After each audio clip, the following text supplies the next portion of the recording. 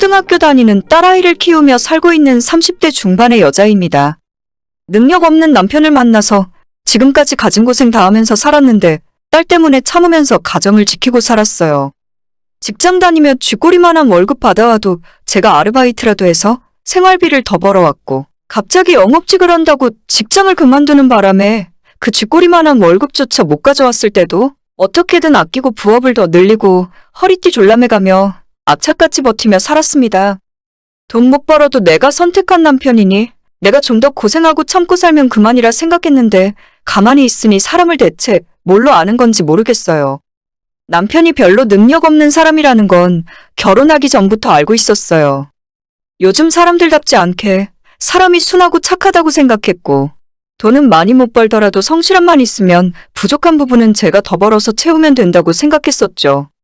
하지만 결혼 후 신혼생활을 채 1년도 즐기기 전에 계획에 없던 임신을 하게 되었습니다.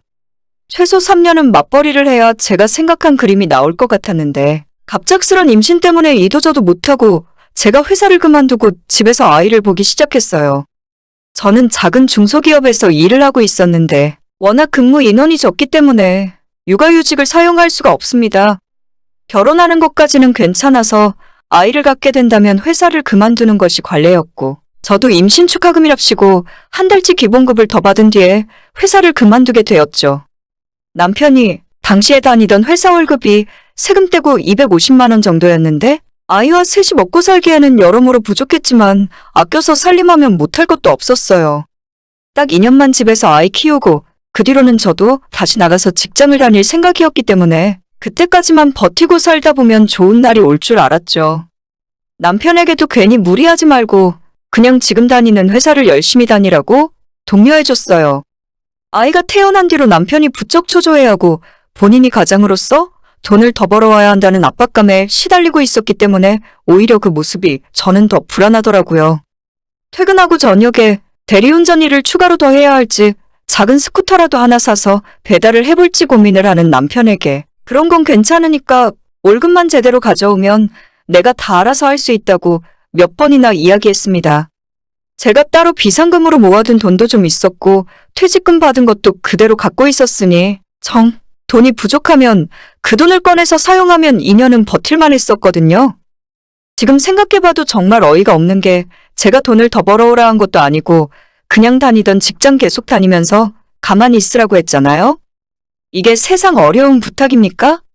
아이 태어나고 첫 돌도 안 지났는데 갑자기 남편이 저한테 상의 한마디 없이 직장을 그만두고는 중고차 판매 영업사원으로 들어가더라고요. 뒤늦게 그 사실을 전해 듣고는 대체 무슨 짓이냐고 지금이라도 안 늦었다면 다시 전에 다니던 회사로 복직하라고 했는데도 남편은 제 말을 듣지 않았습니다. 내 친구가 중고차 팔아서 한 달에 2천만 원씩 번다고 했어. 나도 어디 가서 말빨 좀 있다는 소리 듣고 다니는데 내가 하면 더 많이 벌 수 있을 거야. 남편은 제가 객관적인 눈으로 봤을 때 절대 영업을 잘하는 스타일이 아니에요. 사람이 착하고 순하긴 한데 남들 비위 맞추는 능력이 없고 대화를 하다 보면 살짝 눈치라던가 센스가 부족해서 말을 한 번에 잘 못 알아듣거든요. 신차도 아니고 중고차를 팔아야 하는데 우리 남편은 절대 성공할 수 없다는 걸 불을 보듯 뻔하게 알고 있었습니다. 하지만 아무리 말려봐도 소용없고 친구가 2천만 원 벌었다는 그 소리에만 눈이 뒤집혀서 그런 식으로 6개월을 허비했어요. 그동안에 남편이 벌어서 집으로 가져온 돈은 거의 한 푼도 없다고 봐도 무방했고 주변에서 조금 실적 나눠주거나 쥐꼬리만큼 얼마 버는 돈은 영업하고 본인 홍보해야 한다면서 다 날려 먹더라고요. 나중에 알고 보니 남편의 친구라는 그 사람도 5년 동안 중고차 팔면서 딱 한 번 여러 가지 상황이 맞아떨어졌을 때 다 합쳐서 2천만 원 찍어본 것이 전부였고 그 외에는 평범한 월급쟁이 수준의 돈을 벌고 있다는 걸 알게 되었죠. 아무튼 남편은 6개월 만에 중고차 일을 그만두게 되었지만 진짜 지옥은 그 다음부터였어요. 마땅히 한 직장에 정착하지 못하고 집 근처에 공장도 몇 달 다녔다가 갑자기 횟집을 차리면 돈을 많이 번다면서 동네 일식집에서도 일을 몇 달 하더라고요. 노력하는 모습이 아름다운 나이는 진작에 지났고 이제 결혼해서 갓난 아이가 있는데 뭐라도 따박따박 월급을 가져와서 생활을 안정시켜야 할 거 아닙니까? 제가 진짜 남편이 250만 원만 가져다 줬어도 아이 키우면서 적금까지 부으며 살 수 있었어요. 이번 달에는 200만 원 정도 벌어오더니 다음 달엔 그만두고 직장 옮긴다면서 한 푼도 가져다 주지 않는 날이 계속 반복되었죠. 차라리 남편이 집에서 애나 보고 살림을 맡아서 했으면 제가 나가서 그것보다는 훨씬 많이 벌어왔을 것 같아요. 아이가 2살 됐을 때부터 친정엄마 도움을 받아 제가 나가서 파트타임으로 일을 시작할 수 있었고 덕분에 당장 다음 달 생계를 걱정할 정도까진 아니었습니다.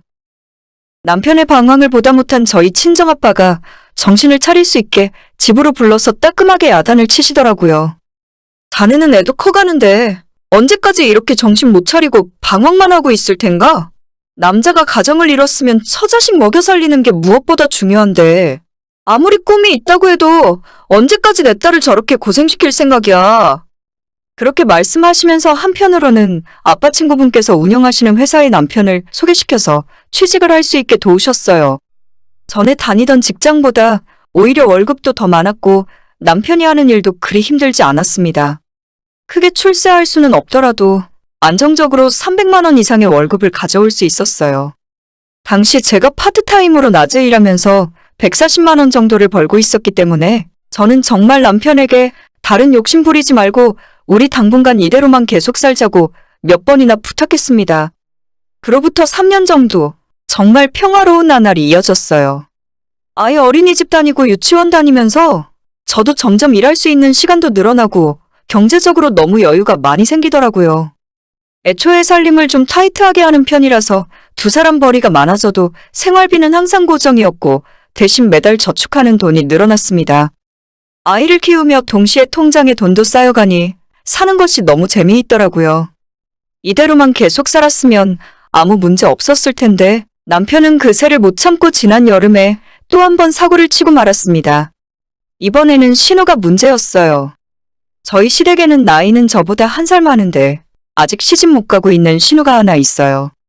그 인간도 정말 문제라고 생각하는 건 그 나이 먹고 현실 파악을 전혀 못하고 산다는 겁니다. 30대 후반의 나이에 아직도 백마탄 왕자를 기다리며 살고 본인 하고 싶은 일만 하면서 산다는 점입니다. 20대 때는 대학 졸업하고 난 뒤에 취직은 안 하더니 갑자기 영어도 배우고 이래서 돈도 벌겠다면서 호주로 워킹홀리데이를 몇 년 다녀왔어요. 그렇게 호주에서 다시 한국으로 돌아왔을 때 그때는 이미 신우의 나이가 20대 후반이었고 부랴부랴 취업해도 될까 말까한 상황이었죠. 하지만 그때 또 갑자기 인도와 동남아 여행을 하고 싶다면서 호주에서 벌어온 돈을 가지고 1년 동안 세계 여행을 하고 돌아옵니다. 그 뒤에 한국에서 작은 회사에 취직했고 1년 정도 회사를 다니더니 샐러리맨 생활은 답답해서 못하겠다며 갑자기 카페에서 일하기 시작하더라고요. 몇 달 카페에서 커피 내리는 법을 배우고 나서 시부모님들에게 카페 차려달라고 졸라대기 시작했고 나중에는 자긴 시집 안 갈 거라면서 본인 결혼자금 모아놓은 거 있으면 달라며 생떼를 쓰기 시작했습니다. 저희 결혼할 때 신혼집 구하는데 보태라며 시아버지가 3천만 원 보태주신 적이 있는데 신우가 자기도 그만큼 받을 자격 있다면서 시댁에서 술주정 난동 부리고 아예 드러눕더라고요. 그렇게 아버님에게 결국 3천만 원을 받아냈고 신우는 동네 골목에 작은 카페를 하나 차렸어요. 이름도 요상한 카페였는데 솔직히 저희 같은 사람들에게 커피 맛은 거기서 거기잖아요? 요즘 프랜차이즈 카페들도 많고 2,000원, 3,000원 하는 저렴한 커피도 많은데 신우의 카페는 당연히 반년도 못 버티고 월세가 밀리기 시작하더니 1년 만에 가게 보증금까지 다 까먹고 문을 닫게 되어버렸죠. 시아버님 돈 3천만 원을 1년 만에 다 날려먹고 그때는 좀 반성하고 사람이 될 줄 알았습니다. 최소한의 양심이 있다면 그때라도 멀쩡한 직장 다니면서 돈 모으고 부모님 속 그만 썩혀야죠. 하지만 폐업 신고하자마자 갑자기 제주도에서 살고 싶다 하더니 옷가방 하나 덜렁 들고 훌쩍 제주도로 떠나버렸어요. 숙식 제공되는 게스트하우스에서 6개월을 일하면서 푹 쉬고 놀다 오는 겁니다. 본인은 힐링이니 휴식이니 그럴듯한 소리를 늘어놓지만 제가 옆에서 봤을 때는 책임감도 하나도 없고 인내력도 없는 애들이나 다름없어요. 아무튼 두 남매가 똑같이 사고치고 본인들 인생 즐기며 사는 사이에 옆에 있는 다른 가족들만 피가 마르고 수습하느라 등골이 빠질 지경이었죠. 신우가 제주도 갔다가 다시 돌아왔을 때가 올해 초였고 그때 저희 남편은 친정아빠가 소개시켜준 멀쩡한 회사를 다니고 있었습니다. 이제야 맘 잡고 열심히 직장 생활하던 남편에게 먼저 바람 넣고 접근한 건 신우였죠.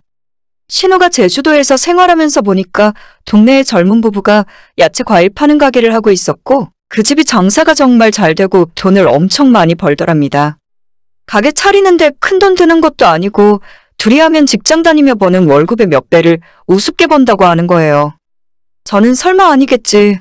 남편이 그렇게 고생을 하고서 또다시 장사를 하려는 건 아니겠지. 라고 믿으면서 절대 장사할 생각하지 말라고 계속 뜯어 말렸습니다.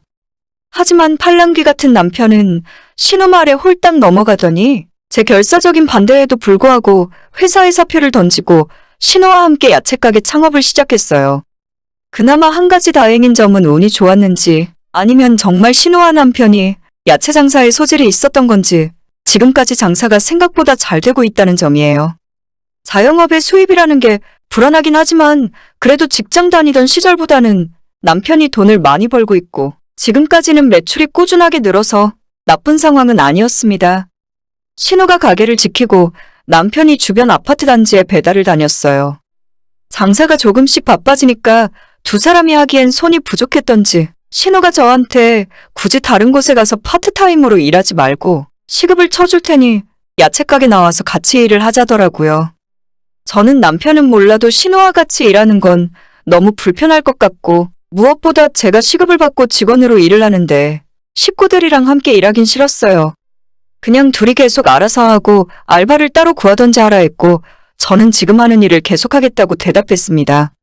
하지만 신우와 남편이 집요하게 저와 함께 일하길 원했고 시급을 12,000원 쳐줄 테니까 하루에 딱 6시간만 나와서 가게 일을 도와달라 하더라고요.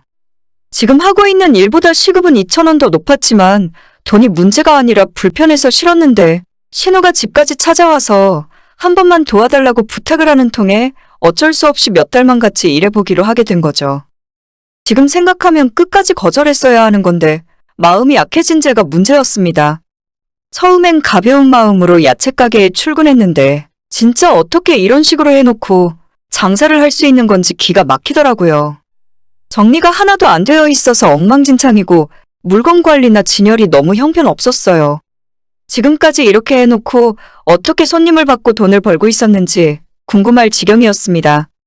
그 동네 주변에 큰 마트도 없고 주위에 다른 야채가게가 없어서 망정이었지. 만약 경쟁 상대가 생긴다면 저라도 다신 이 가게는 오지 않을 것만 같았어요.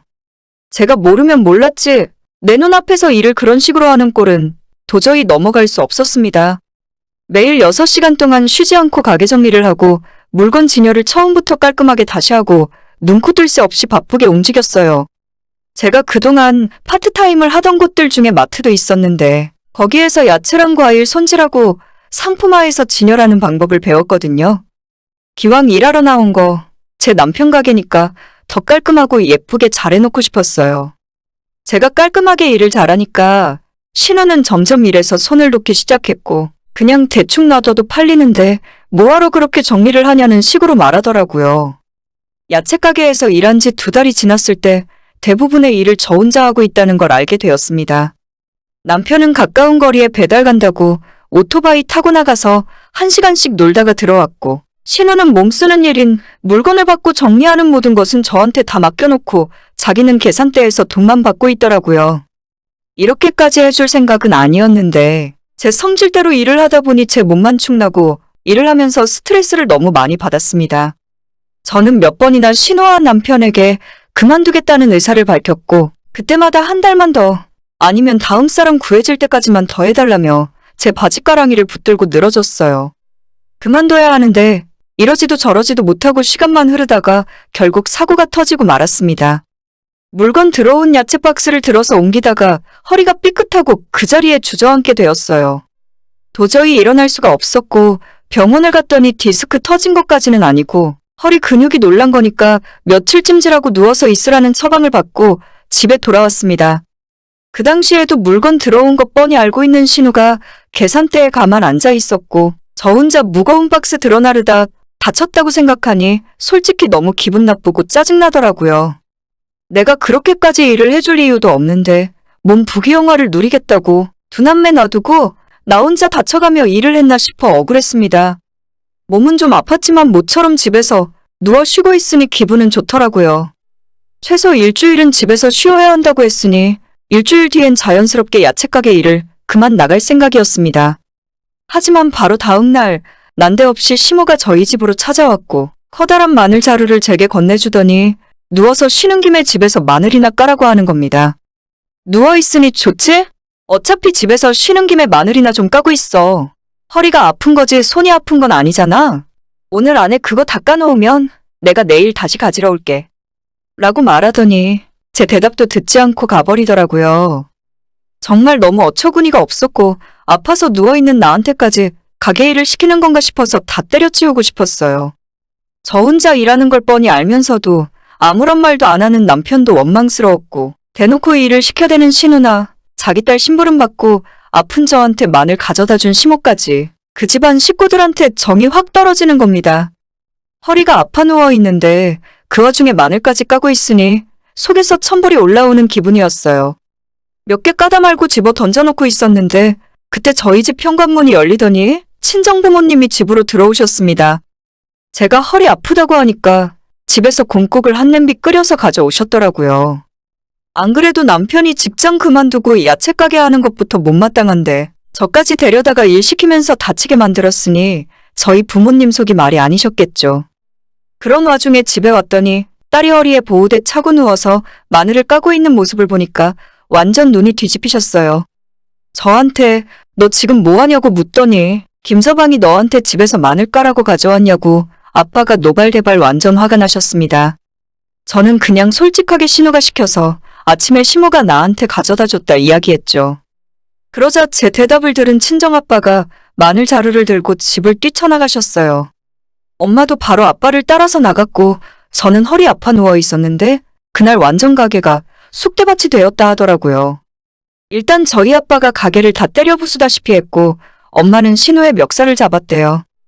귀한 내 딸 데려다가 니들 맘대로 야채 가게에서 일 시키는 것으로도 모자라? 이젠 아픈 사람한테 누워서 마늘 까라고 시키냐고 니들이 사람이냐고 소리를 지르셨죠. 남편이 뒤늦게 상황의 심각함을 깨달았는지 저희 부모님에게 무릎 꿇고 빌었는데 이미 소용없었습니다. 저는 계속 집에 있느라 당시에는 그 상황을 전혀 몰랐고 나중에 집에 돌아오신 부모님이 더 이상 이 집구석에 있지 말라며 저를 친정집으로 데려가셨죠. 나중에 아이 학교 끝나는 시간에 맞춰서 딸까지 집으로 데려왔고 이참에 이혼하고 그 집안이랑 인연 끊고 살라 하셨습니다. 아이는 엄마가 봐줄 테니 직장도 제대로 된 곳으로 다시 구하고 제 능력 다시 살려서 예전처럼 직장 생활하라는데 솔직히 그 이야기가 너무 솔깃하게 들렸어요. 매번 무슨 짓을 저지를지 모르고 미래가 불확실한 남편보다 차라리 친정집에서 살며 제가 돈 벌어서 아이 키우면서 사는 게 훨씬 낫겠더라고요. 남편이 그 뒤로 저와 딸을 데려가겠다며 몇 번 친정에 찾아왔어요. 하지만 그때마다 친정아빠가 남편을 돌려보냈고 저도 이젠 집에 돌아갈 생각 전혀 없습니다. 아이도 평소 외할머니를 잘 따랐기 때문에 다행히 친정집에서 지내는 것을 좋아하더라고요. 저는 남편에게 이혼하겠다, 딸은 내가 키우겠다고 말을 해둔 상태고 남편은 절대 이혼 못하겠다며 버티고 있어요. 딸한테 직접 물어봐도 자긴 엄마랑 외할머니만 있으면 된다고 대답을 하는데 더 이상 고민할 이유가 뭐가 있겠습니까? 며칠 전엔 신우가 전화 오길래 저한테 미안하다 사과하는 줄 알았어요. 하지만 대뜸한다는 소리가 이제 허리 다 나았냐고 일하러 나올 수 있냐 하더라고요. 가게에 물건이 많이 왔는데 와서 정리 좀 해달라고 하길래 정신 빠진 소리 하지 말고 너희 두 남매가 말아먹던 삶아먹던 알아서 하라 했죠. 이래저래 시간은 좀 걸리겠지만 남편이랑 이혼하고 아이와 함께 살 거예요. 하루하루 무슨 사고를 칠까 불안함에 떨며 사는 건 이제 그만하고 싶네요. 친정에 돌아온 지 이제 2주가 넘게 지났는데 너무 마음이 편하고 행복합니다. 이제 몸도 좀 괜찮아졌으니 다음 주부터는 직장도 다시 구할 겁니다. 시간제 파트타임 말고 제대로 된 정규직 일자리로 구할 거예요. 아이한테 부끄러운 엄마가 되지 않게 노력하며 살 거고 더 이상 철없는 남편, 개념 없는 신우 뒷바라지는 그만할 겁니다. 오늘의 사연은 여기까지입니다. 구독과 좋아요, 알림 설정 부탁드립니다. 다들 행복하시고 좋은 하루 되세요.